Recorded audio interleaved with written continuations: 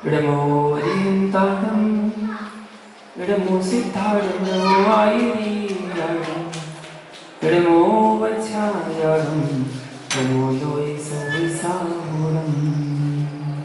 जब निरंकार सिद्ध परमेष्ठी भगवान की इस वंदनीय महावीर भगवान की परम पूज गुरुदेव गणाचार्य श्री विराट सागर जी महामुनि राज की आचार्य श्री विशुद्ध सागर जी मुनि राज की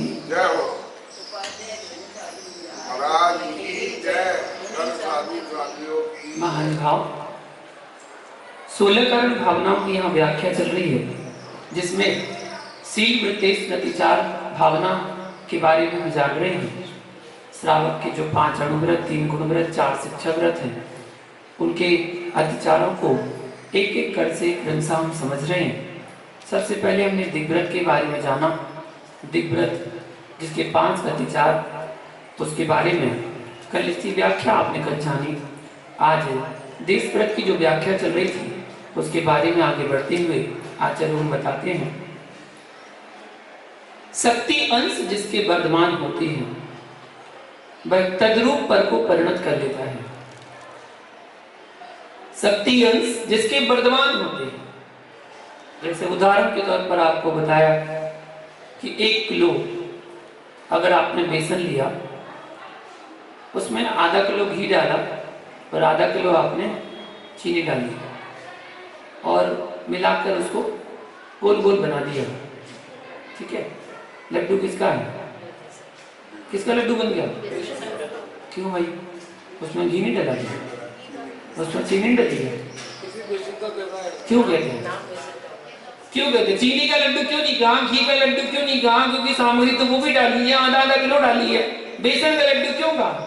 शक्ति अंश जिसके वर्धमान होते हैं, वह तद्रूप पर को परिणत कर लेता है, अपने रूप में परिणत कर लेता है। इसलिए जिस प्रज्ञा से अशुभ कर अशुभ बंद किया है, उसी प्रज्ञा से शुभ कर अशुभ का संक्रमण, अपकर्षण अथवा अभाव कर सकते हैं। हम शुभ रूप में परिणत कर सकते हैं। शुभ क्रिया अधिक होंगी तो हम शुभ रूप में अशुभ को अपने रूप में परिणत कर लेंगे। संयम में महान शक्ति है। संपूर्ण कर्मों के पिंड का क्षय संयम साधना से हो जाता है। जितने जीव कर्मातीत हुए हैं, वे सब संयम उपाय से सिद्ध हुए हैं, अनुपाय से कोई सिद्ध नहीं हुआ। हर जीव ने संयम को धारण किया तभी सिद्ध पर्याय प्राप्त होगी, वरना सिद्ध पर्याय मिलने वाली नहीं है। घर में झाड़ू लगाने सिद्ध पर्याय नहीं मिल जाएगी, भोग भोगते समय सिद्ध पर्याय नहीं मिल जाएगी। अन्य मतांतर में जो कहते हैं कि काल लब्धि आने पर मोक्ष हो जाता है, अरे धार्मिक क्रिया करके पुण्य मिलता है, ना कि मोक्ष मिलता है। जब धार्मिक क्रिया करके मोक्ष नहीं मिल पा रहा, तो घर गृहस्थी की लौकिक क्रिया करके मोक्ष कैसे मिल जाएगा? सब कुछ छोड़ना पड़ेगा। घर की क्रियाएं भी, धर्म की क्रियाएं भी, सब कुछ छूटेगा। जब आत्मा में नित्य आत्मा में रमण होगा, नित्य आत्मा में लीन होगा, तभी जीव भेद विज्ञान करके कर्मों की निजरा करके मोक्ष को प्राप्त कर सकता है। वरना पूजा पाठ करने मात्र से मोक्ष नहीं मिलने वाला।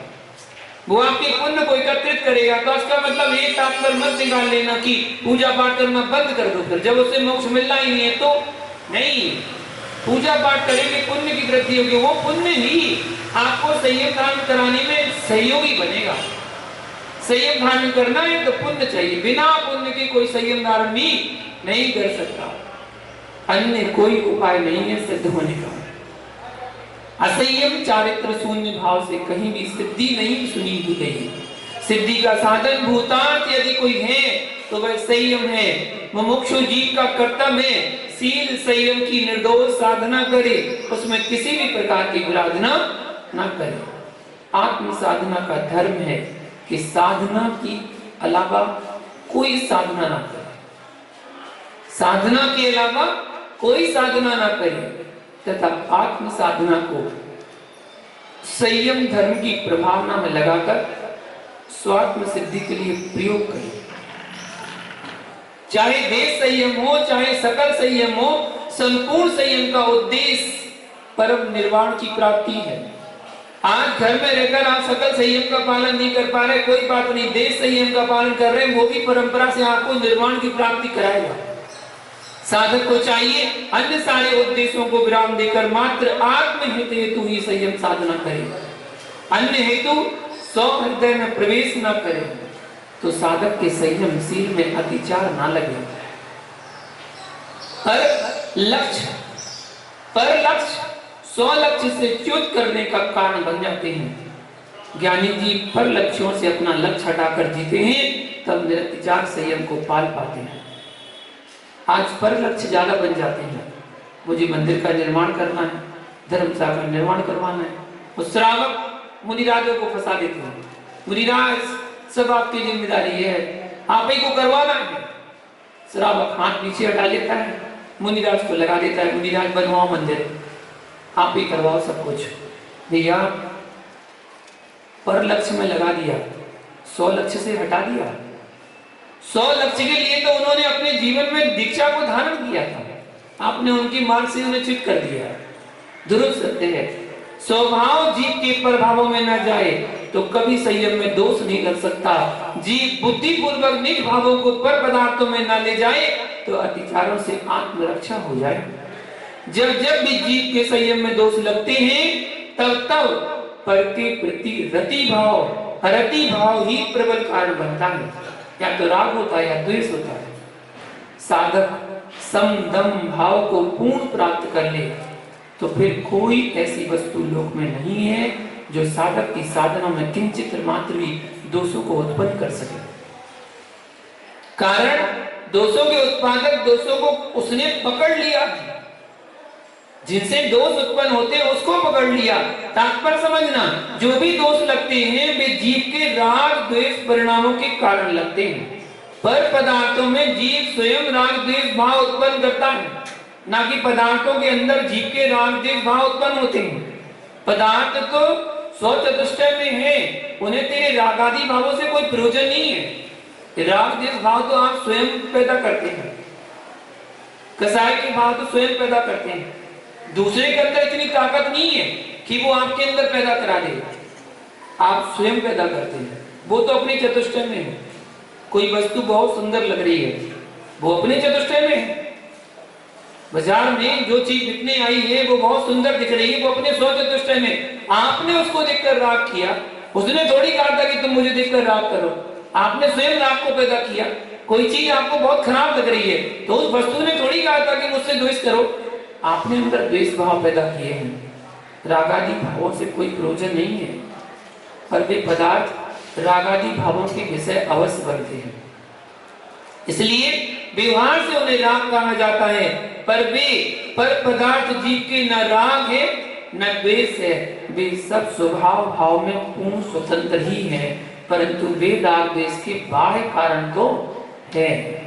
इसलिए उनसे भी साधक को सुरक्षित रहना चाहिए। बाह्य निमित्तों के द्वारा प्रभावित हुआ जीव अंतरंग में कसाय भाव को प्राप्त हो जाता है। कसाय भाव में गया जीव असंयम भाव को प्राप्त हो जाता है। असंयम जहां परिणामों में आया, वहां द्रव्य संयम को सुरक्षित रख पाना पुरुषार्थ साध्य है।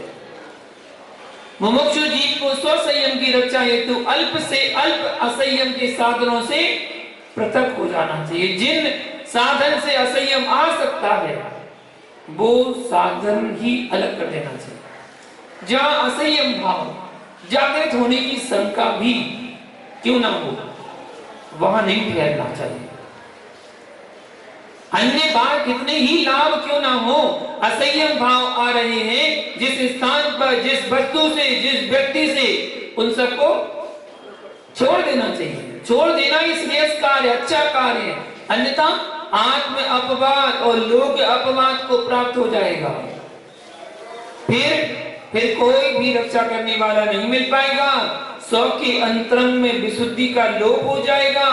पर निंदा, लोक निंदा दोनों ही आत्मशुद्धि के घातक हैं, दोनों ही आत्मशुद्धि के घातक। अपवाद जैसा संक्लेश भाव अन्यत्र नहीं होता है।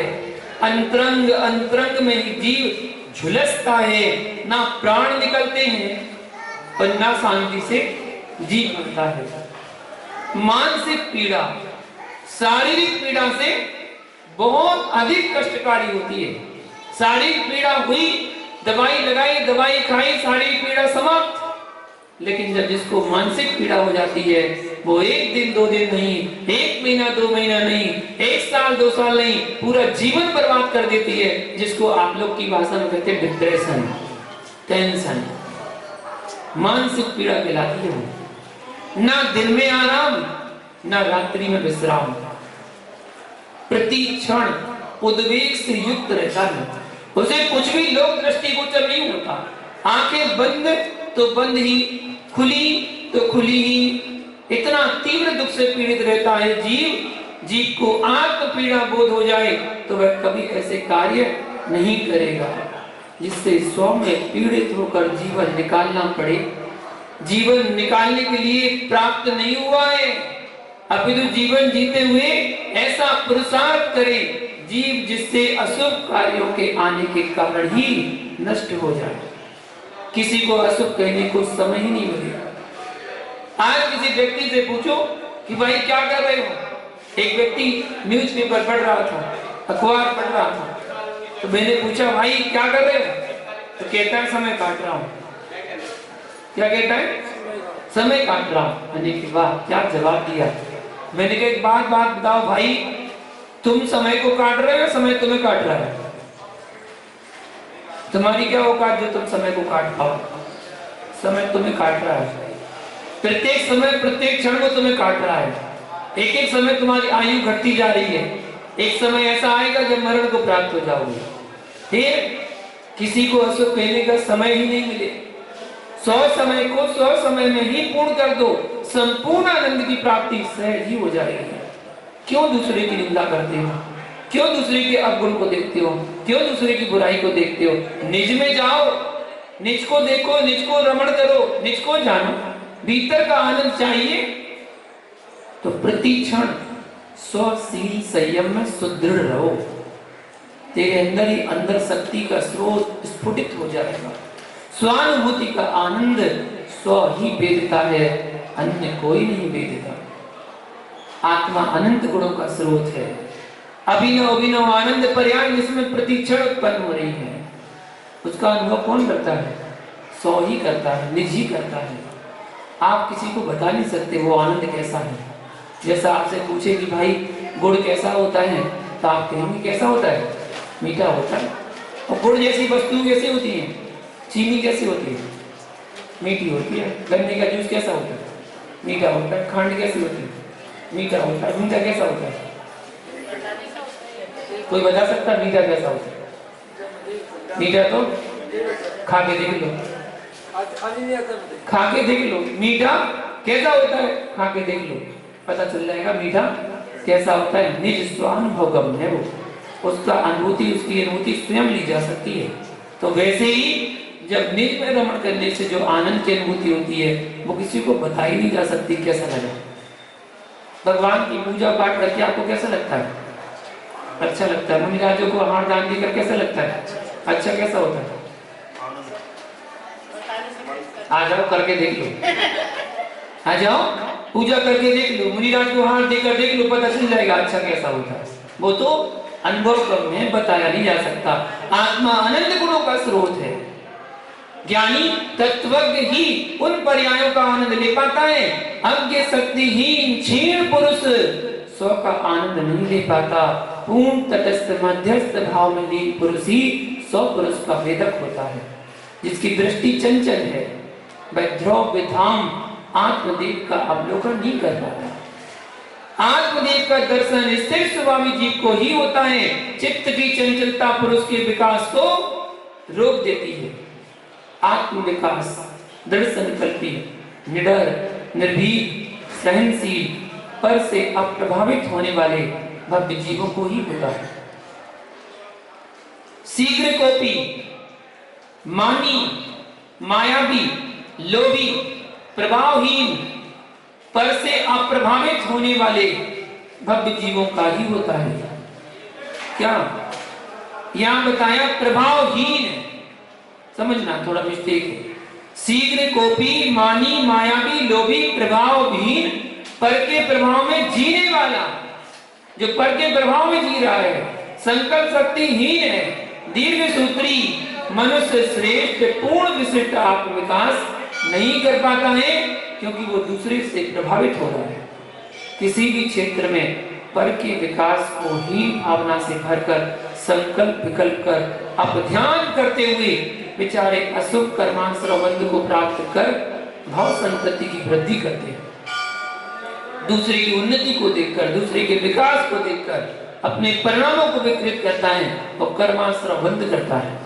वही दृढ़धर्मी जीव अपनी धर्म प्रियता के प्रभाव से जगत में लोकप्रिय हो रहे हैं और सौ पर का कल्याण मार्ग प्रशस्त कर रहे हैं, जो निज में लीन है और निज में तल्लीन है।